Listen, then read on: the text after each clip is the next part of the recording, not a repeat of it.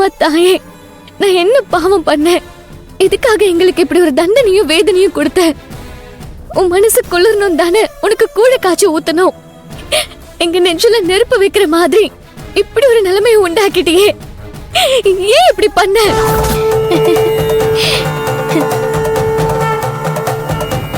எங்களை நீ காப்பாத்துவேன்னு நினைச்சனே, எங்களுக்கு நீ இப்படி ஒரு நெருக்கடியை கொடுத்துட்டியேமா. நாங்க என்ன பண்ணுவோம்? அண்ணா, ஒண்ணும் ஆகாது. அழாத, நான் சொல்றேன்ல, ஒண்ணும் ஆகாது. மாமா, நம்மள நம்பி கூழ் வாங்கி குடிச்ச ஜனங்களை நம்ம சாக விட்டுற கூடாது. ஏதாச்சும் பண்ணணும் மாமா.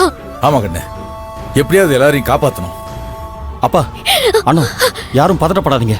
யாரெல்லாம் கூழ குடிக்காம வச்சிருக்காங்களோ அவங்கள முதல்ல நம்ம குடிக்க விடாம தடுக்கணும். அதுக்கப்புறம் மத்த விஷயத்தை பாத்துக்கலாம். வாங்கப்பா, போலாம். அன்னலட்சுமி அக்கா,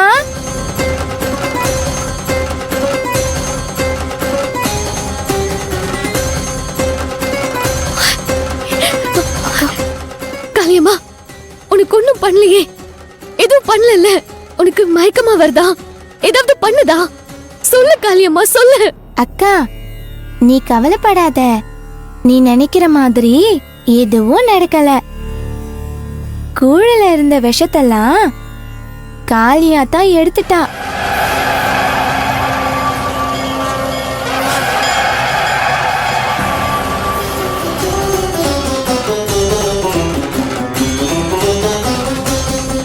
ஒன்னும் புரியல.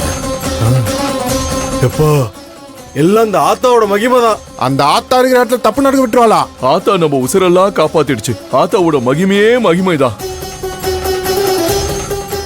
அப்படின்னா நான் குடிச்ச கூழ்ல விஷம் இல்லையா? ஐயோ, அப்பாடா, நான் தப்பிச்சேன். ஐ ஆம் சேஃப். நான் உயிரோட தான் இருக்கிறேன். மணி மணி மணி, நீ கவலைப்படாத மணி. நான் பொழைச்சிட்டேன். உன் தாலி இரும்பு சக்கிலியில செஞ்ச தாலி மணி. உன் தாலி பாக்கியம் தான் என்ன பொழைக்க வச்சிருக்குது. அப்பா,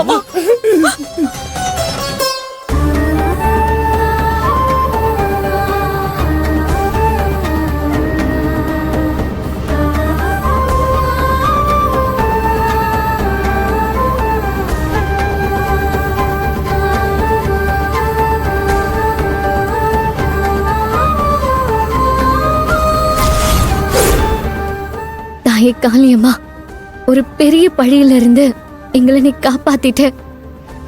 காலத்துக்கும் நினைச்சு நினைச்சு கதறி அழற மாதிரியான ஒரு பெரிய விபரீதத்துல இருந்து எங்களை நீ காப்பாத்திட்ட. எங்க குடும்பத்தை நீ கரை சேர்த்துட்ட.